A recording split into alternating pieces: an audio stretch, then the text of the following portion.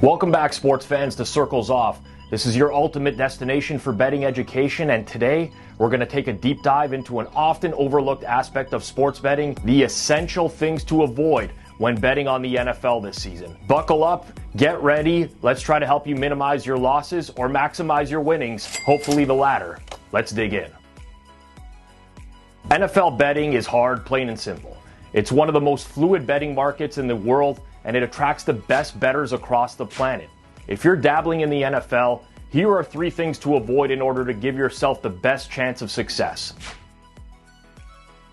The first thing to avoid is accounting for things that have already been accounted for by the market. How many times have you heard someone say, "I'm betting against so-and-so team because they're without some key players"? Well, that might be true, but the entire betting market is privy to that information. Remember, the betting market is a competition amongst bettors.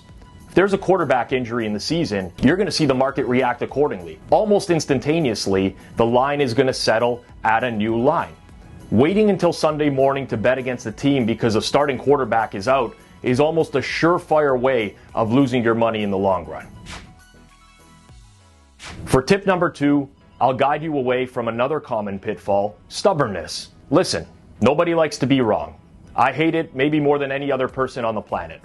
But as bettors, we need to be able to reform our opinions as new data becomes available. I might be very high on a team entering the season, but there's a possibility that my assessment of that team could be wrong. As the season goes on, we all need to be able to adapt to have success. Repeat after me. It's okay to be wrong.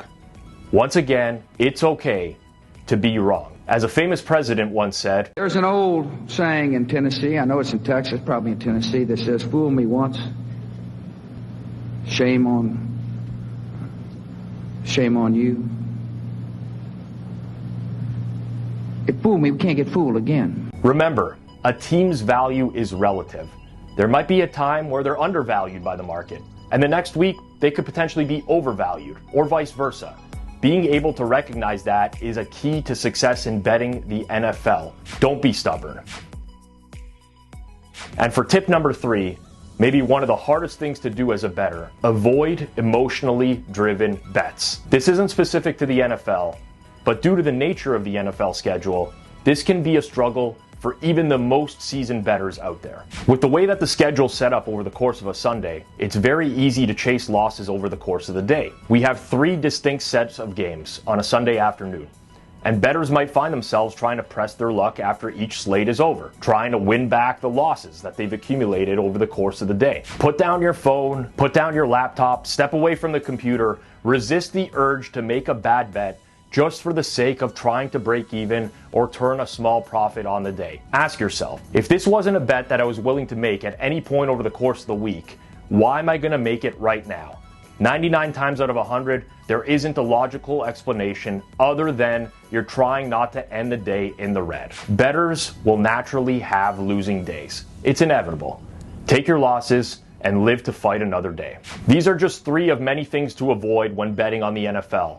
But in my opinion, they're 3 of the most common pitfalls. By steering clear of reacting to things that have already been accounted for, being too stubborn, or placing emotionally driven bets, you'll be much better off in the long run. As always, thank you for tuning in. If you enjoyed this content, make sure to hit that like button, and don't forget to subscribe and hit that notification bell to never miss out on any other NFL betting tips and strategy. Until next time, keep winning and betting responsibly.